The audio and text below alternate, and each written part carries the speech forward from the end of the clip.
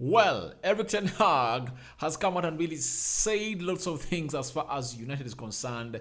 Ronaldo, Harry Maguire, Frankie de Jong, and the signings of one at Manchester United. He has gone ahead to really explain to us why he doesn't want to sign players from the Premier League, especially those that are English, because they're so much expensive. He has talked lots of things on how he really believes that United is going to play in a different way than Ajax because we have different players altogether. So don't expect something different from Manchester United, and from that he was really playing at Ajax. Not so much different, but there are going to be some slight differences because of the quality of players that we're having in here at Manchester United. Because at Ajax, players are recruited knowing that they're going to suit in a certain play of philosophy. But at United, we have players from the era of Sir Alex Ferguson. We have players from the era of do you have any player that Moyes signed? I don't believe that. I think it was one matter he left. We have players from the era of Van Gaal, that is Anton Martial. He brought in even Rashford is the one who promoted him into the academy. Then we have players from the Jose Mourinho era. Jose Mourinho, there is Victor Lindelof, Eric Bailly. Who else do we have? Who else do we have from the Jose Mourinho era? I think most of them are phasing out. Then we have those from Fred is from the Fred Rodriguez. It was brought in by Jose Mourinho. Diego Dallo was brought in by Jose Mourinho. So we have those from the Ole Gunnar Solskjaer era: Sancho, Ronaldo, Aaron Wan-Bissaka, Harry Maguire. Then he brought in Bruno Fernandes. Which other player did he bring in? Alex Telles. He brought in Amad Diallo, Pelestri. You get Rafael Varane. So it's a mixture of players from managers that believe in different philosophies. And as we speak right about now, that is something that you won't really come in here at Manchester United and be proud about. That's why Eric Ten Hag has told you that we can't play like Ajax right now because we are having totally different players from those at Ajax. Players at Ajax are brought in by a manager, not by a manager, but by the board, because they know that any manager who has to come in at Ajax has to come in to fit into the philosophy of the board in here for you. So expect a good playing style of football, but not as that at Ajax, because we have different types of players in there for you. How are you guys? Good morning, good afternoon, and good evening. I go by the names of Rokan David. This is the Rokani Media. This is the United Matters channel. Smash the like button, comment, and share. Already I'm having someone as Mark Davies, my namesake. How are you, Davy? You are my namesake in there for you. Thank you for watching in. And you say, hi, Matters. Thank you. Thank you for watching in. And just go ahead and subscribe to our channel so as not to miss out on stories that we do upload in here on a daily, because it's really going to be a long video of Eric Ten Hag coming out and really letting us know of what is happening at Manchester United. He said not to the press conference. I thought we were going to have a press conference ahead of the Crystal Palace game, but I really believe that the reason as to why Eric Ten Hag said not to a press conference is that they almost asked the same question. So he felt like he doesn't really get questions that deserve them from the pundit. So he really had like an interview held in the for you, and the correspondents of Manchester United were onto him, and it was really so much loud, not a quiet one either for you. And that is Eric Ten Hag in the for you. So let's get into what Eric Ten Hag said at first, because he said lots of things in here while he's preparing for the Crystal Palace game in there for you. He said Ten Hag on succeeding where others haven't. Yeah, he said, I must say I have a strong belief this is a big challenge, but until now, everywhere I've got the maximum out of my teams. What a positivity. And smash the like button for Eric Ten Hag, saying that he still has a strong belief that this is a big challenge, but until now, everywhere I've got a maximum of my teams in there for you. So he expects to get a maximum of his teams. They asked him this question because very many managers have come in at Manchester United after Sir Alex Ferguson, and they failed. Moyes was sacked. He never even accomplished the season. Louis van Gaal was sacked 2 years at Manchester United. Jose Mourinho was sacked in his third year at Manchester United. Ole Gunnar Solskjaer, he was sacked in his third year at Manchester United. It's like the third year has a spell, has a curse at United. Every manager who has been at Manchester United that is proven has not gone beyond 3 years or 2 years. They don't even accomplish their third year. You get? Ole Gunnar Solskjaer was just months away to accomplishing his third year at United because he came in December. He was just a month away, just like 2 or 3 months away, and then he got sacked. I remember they sacked him around October. Around October, that's when they sacked him and they brought in Ralf Rangnick in there for you. So Erik ten Hag has told them that, you guys, everywhere I've been, I've got the maximum out of my team. So expect the maximum out of Erik ten Hag. And when you see that discipline is bringing it to Manchester United, he has the modern way of managing players. When you look at the likes of Jose Mourinho, Louis van Gaal, they are so much ancient. They never knew how to manage the modern players. That's why you see to it that teams like Liverpool and Man City are succeeding. Reason being, they're having a manager who is in the modern era. You get? And he almost popularized this style of football that most of the teams are really playing in here for you. So that is why Erik ten Hag really has an upper hand. Secondly, I will believe that amongst all the managers that they brought, no manager was at his up or his going up. You get? Most of the managers at Manchester United were either on their low or either on their ceiling. They had reached their ceiling. When you look at Louis van Gaal, I think he was on his low. He was really going down because he was coaching at Barcelona how many years back? Very many years back. Then when you look at Moyes, he was at Everton. He never knew how to handle a big team, so he was not adventurous. He came in, he never had a style of play. He came in, he chased all the managers of Manchester United. The ex-managers of Sir Alex Ferguson, he chased them. He chased his board and then brought in a new board. Things fell apart and he never accomplished the season because he was called the chosen one. When you look at Jose Mourinho, I think we got him when he was really expiring. Mourinho, by the time he came at Manchester United, was expired. He couldn't match what we call the modern coaching tactics. He couldn't. When you look at Ole Gunnar Solskjaer, obviously he was learning on the job and you couldn't come in here and say that he's really the right person to go in and take on this job. So, but for the very first time, we're having a manager who is really on his up and he's really so much wanting to prove very many people wrong. To me, I believe that when you look at Erik ten Hag, I can easily relate him to Sir Alex Ferguson because Sir Alex Ferguson was really a manager who went in Scotland and really broke that ceiling that ceiling that had been put up by Rangers and a team which goes by the names of Scotland. He went in and won the Scottish Cup, the Scottish Premier League. Then he got that team of Aberdeen. It went and won the UEFA Europa League by then. Is it the Cup Winners' Cup by then here? Then when United brought him in, he was a manager with fresh ideas. You get? That's what we have in Erik ten Hag.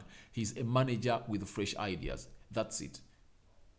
He's a manager with fresh ideas and wanting to prove the people wrong. So that's what he said about that. He continued to tell us that the first target is to win every game.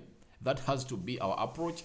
That belongs to Manchester United. So he says their approach is to win every game and they're going to handle a game after a game. And in the preseason, so far he's doing great, but you cannot come out and really rate your preseason.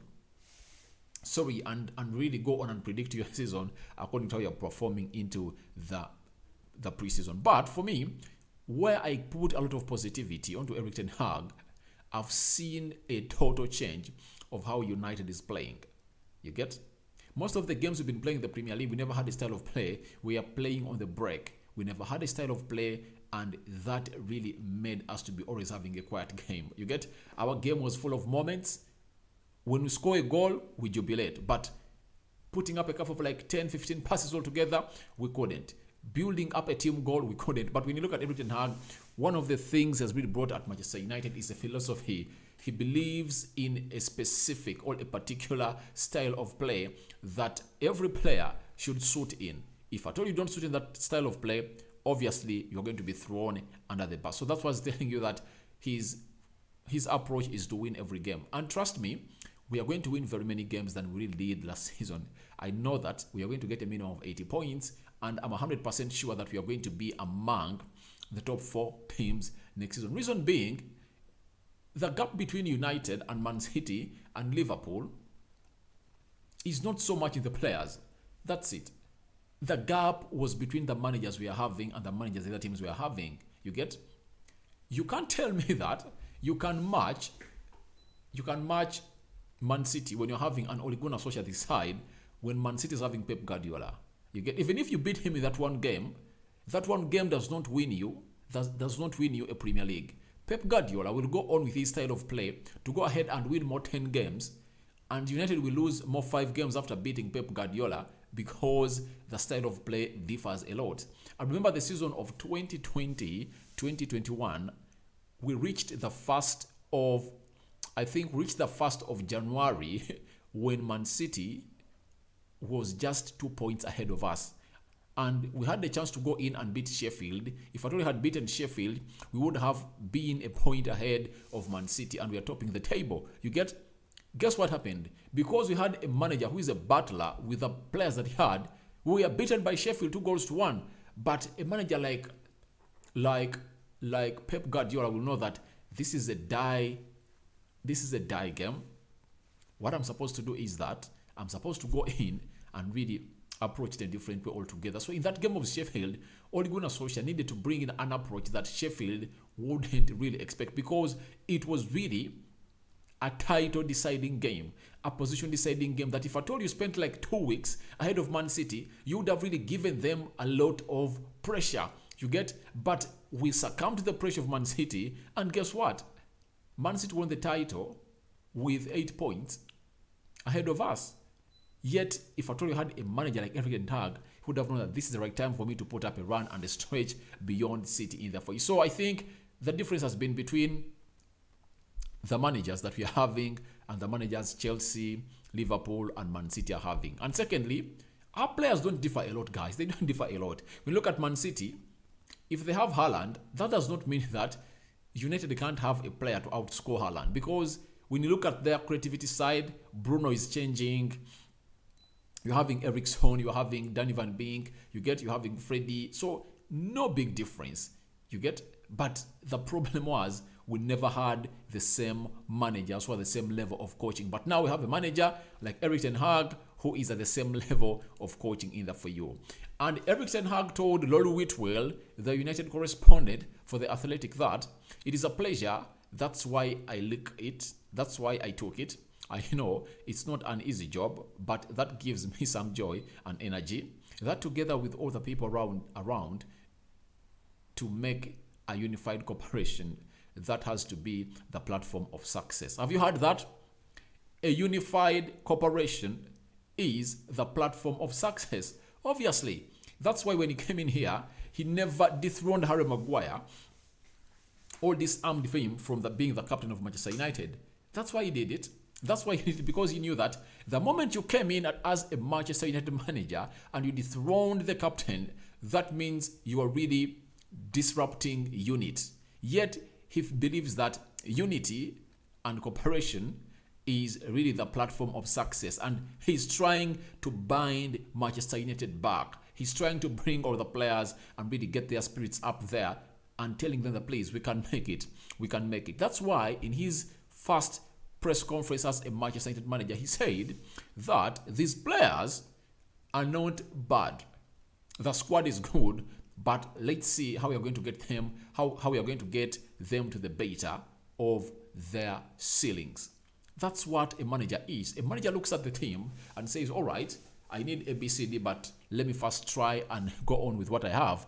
Then I'll go in and bring in more players. So that is Erik ten Hag on the squad that is having, and why he took the United job in there for you, because most of his predecessors were sacked.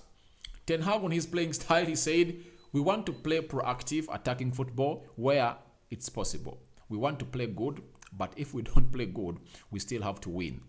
So, all and all, we must be winning games. But I know Erik ten Hag saying that We want to play proactive football, attacking football where it's possible. I know it's going to be possible everywhere because he won't believe in that those shabby wins. He won't believe in those. He won't believe in those. But I know he's really going to put up a team of United that is going to go in and put up a challenge on the sides of Man City, Liverpool, because we lacked a style of play, and we now have a manager who knows how to go on and really attack a Pep Guardiola.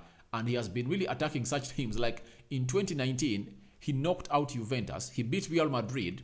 He beat which other team? Is it Bayern Munich? There is a team he beat.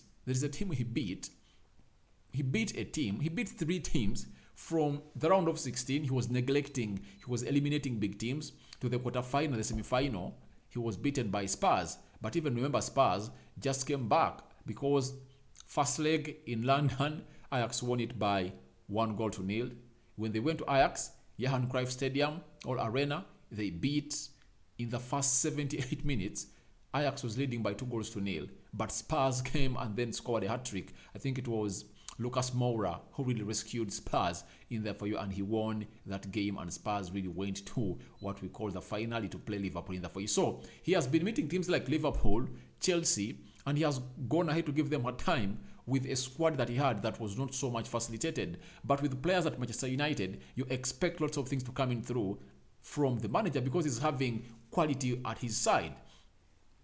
So far, he has brought in 3 players, Eriksson, Malacia, and Lisandro Martinez. We expect more 3 to come in through. So he's really at a team that can give him money to break the bank and bring in players. So that's why he's so much ready to get this job going and getting positive results.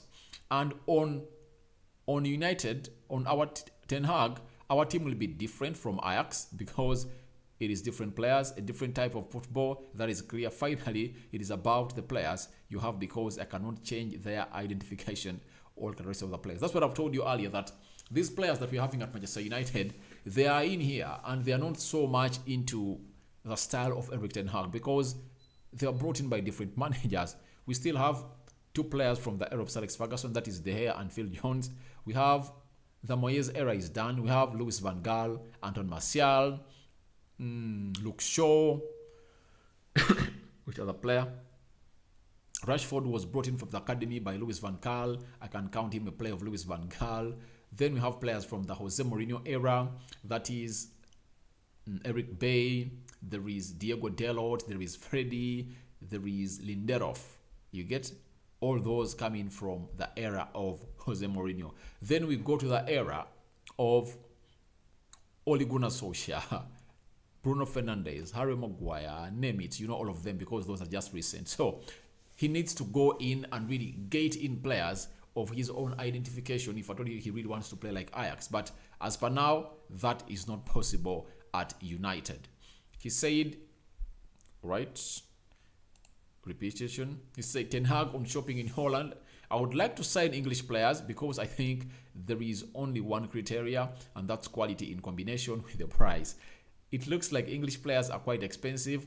It's a fact you cannot deny. In the end, it's about quality. So this is a banter to English players from Erik ten Hag, but there is the way he really covered it. But he was meaning that English players are so much sold expensively, yet their quality is not really alarming. You get their quality is really low and they come on the field of play and they're so quiet. So he really believes that I better go to Holland, I get in a quality player than going in for like a left back in the Premier League who is English and they charge me close to 60 million pounds because a player like Ben Chilwell costed Chelsea between 50 and 60 million pounds. But I believe Malacia is going to come in here and play some good game of football, yet he's really at a cost of very, very few pounds either for you. And that is happening at Man City. Look at Man City. When they are building this team, they are buying players not more than 40 million pounds or 50 million pounds. Now, when they've got the spine of the team together, they've started to go in and buy in one player, Jack Grealish, 100 million pounds, bring him. Haaland, 65 million euros, get him in. Now they're going in for João Felix. So that's what happens when you want to build a team on a very good spine. You don't have to build it on English players because they are expensive. You get? So you have to get in quality players after building your team together. Then later you will see Erik ten Hag coming in and saying, all right, I want a player from West Ham, and he getting that player after really studying that player and his qualities. But right now, he's really on what we call an experiment, and the board is trusting him with what he wants. So this is something that most of you don't want to hear, but Ten Hag has really come out and really told us about it. Ten Hag on Harry Maguire's armband, he has told us that I always see the captaincy as an issue that I dictate. The team building for me is an important point, and I always talk about a group of leaders. The captain is really important, one, and I'm happy with him. So he's really happy with Harry Maguire, and he believes that Harry Maguire is really going to be the captain and is going to train him to be the captain we deserve, all want to be. Then he said we have good center halves, and Harry Maguire is one of them. He can play on the left side and the right. So the manager really has a lot of faith in Harry Maguire. He went ahead to say that I think he's a first choice. He's proved it in the past, but he also has to prove it in the present time. And in the future, he has played 46 times for England. Harry Maguire is really impressive, and I expect a lot from him. To me, I really believe that if you're a manager like Erik ten Hag, you can't come out in there and say that your captain is shit, Harry Maguire, you're shit, you can't even captain my team, I'm getting out of my team. You get? Those are narratives that are given by the people in here for you. And if I told you a manager, you can't be managing a team and you come out and really flag bust your player like that. So what Erik ten Hag is doing is like he wants to get Harry Maguire to where he's supposed to be. He's making him feel at home. He doesn't want to make him feel isolated. He's showing him that, please, you can get back to the levels where we expect you to be always. That's what Ten Hag is doing. And he's not doing it in bad faith, because he knows that if Harry Maguire fails, he'll get that armband off him and give it to someone else. And when that happens, the media won't come in here and really attack Erik ten Hag. They'll say that, all right, the man is right. He gave Harry Maguire a chance. When he came in through, everyone was saying that dethrone Maguire, or the fans were saying disarm Maguire. But for him, he stood the storm, and he withstood the storm and said, no, I'm giving Harry Maguire the captaincy of Manchester United, and is my first choice centre back onto the right side of the central defence. Now, it's up to Harry Maguire. If at all he really goes ahead to bottle things up like he did last season, obviously Ten Hag is going to dethrone him and will take him back to the bench. He did it to Lisandro Martinez. You get? Lisandro Martinez, Ajax reached an extent when Ajax was playing really badly. Do you know what he did? Lisandro Martinez, his best centre-back, he really benched him for like 4 or 5 games. He was not giving him a game. And then he brought him back on the pitch. So don't think that being a captain will really give Harry Maguire a guarantee of starting every game. That will be maintained if at all he really goes on the field of play and he gives out his all and doesn't really go ahead and put up mistakes like he put up in the games last season. Because I really believe that we are not in the Champions League because of Harry Maguire. I can count very many games that he really costed us when we are playing in the Premier League. Harry Maguire, even in the Champions League, that goal we conceded away at Atletico Madrid, a short João Felix stretched his head and headed a ball from Harry Maguire, the tall guy. And they told us that the main reason as to why Harry Maguire was brought in is because he's a ball-playing centre-back, and secondly, he's good in the air.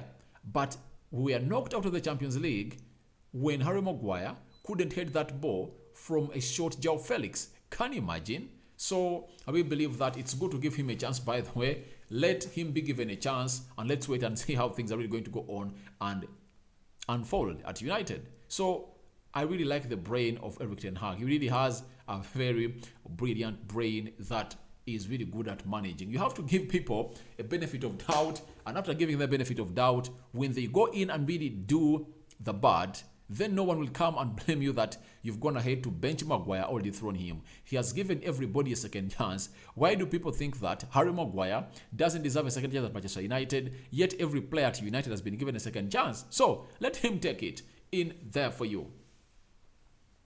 Then we are having Ten Hag. He said, we are looking for a player who can play in the holding midfield position, but it has to be the right player. When we find him, We have to deal with the players in our squad now, and we will develop one in that position in the field. So he's saying that if at all we don't get a holding midfielder in the market, then we will have to look amongst the players we're having at United to really go ahead and really develop one. Don't you think that the likes of Zidane or Savage will get a chance if at all De Jong doesn't come in? Because here he's talking about De Jong, that if at all you don't get Frankie De Jong, then we are going to look around the players who have at Manchester United and we develop one to play into that position in there for you. And I really believe in him. He can really develop one, but it will depend on which team we are playing in there for you. You might find that he can be forced to get Lisandro Martinez from the central defense to play into the CDM role in there for you. But Lisandro Martinez enjoys more playing into that position of a central defensive midfielder. Then on Cristiano Ronaldo, he said, he's not for sale. I planned with him. I'm looking forward to working with him. That's it. Fabrizio Romano, Athletic via Fabrizio Romano in there for you. So he has backed all it out and said, all right, I want Ronaldo with me. There is no way.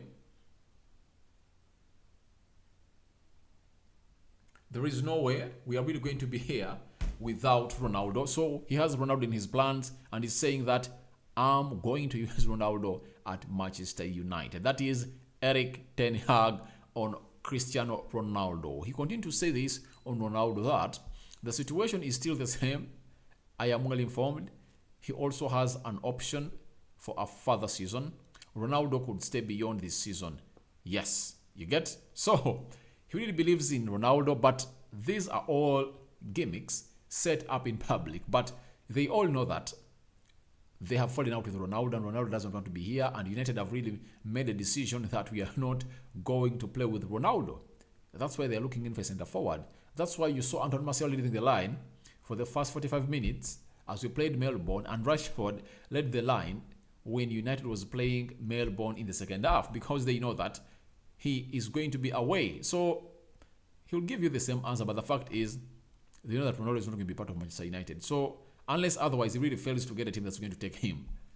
But all I know is that he will really fumble around with his agent and really get a team that is going to get him some playing minutes in there for you. Then Ten Hag on Frankie De Jong, the type of player described, I think it's necessary in the squad. Of course, we have players who can fill that position in, and we will do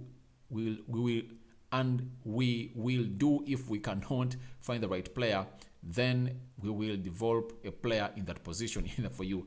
That's what he said about Frankie De Jong, that they'll go on and develop a player in there for you. He said, I will not react on a certain player we need. I will not react on a certain player.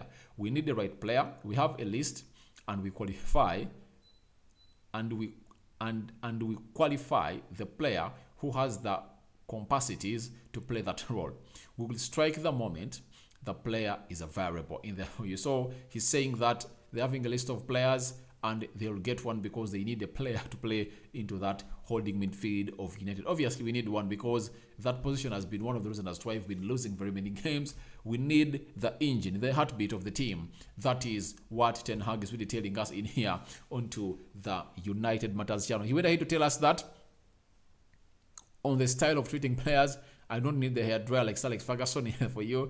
Remember, Alex Ferguson need a hairdryer sometimes and really need to discipline you through that in there for you. So that is Erik ten Hag. Some funny quotes from Alex Ferguson. He said, I don't need a hairdryer like Alex Ferguson. That is Erik ten Hag in there for you. So guys, thank you for watching in. That has been what Erik ten Hag really had to say about United and the players there for you. I'm having Gaming or Chira Gaming says, what about De Jong coming or not? Things of De Jong are complicated, but as things stand, you know, De Jong will come to Manchester United. He will come. He's still demanding his money.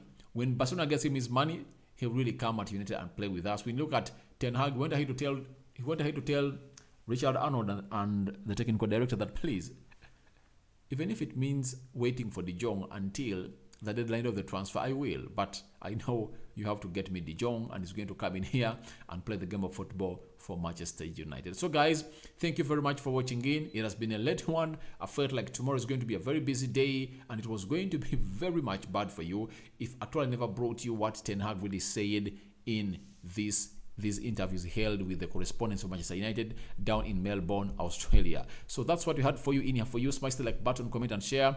This is Broken David on the United Matters channel, and tomorrow it's going to be action packed. Remember, it's at 13:10 hours. That's when the game is happening down in Melbourne. United versus Crystal Palace.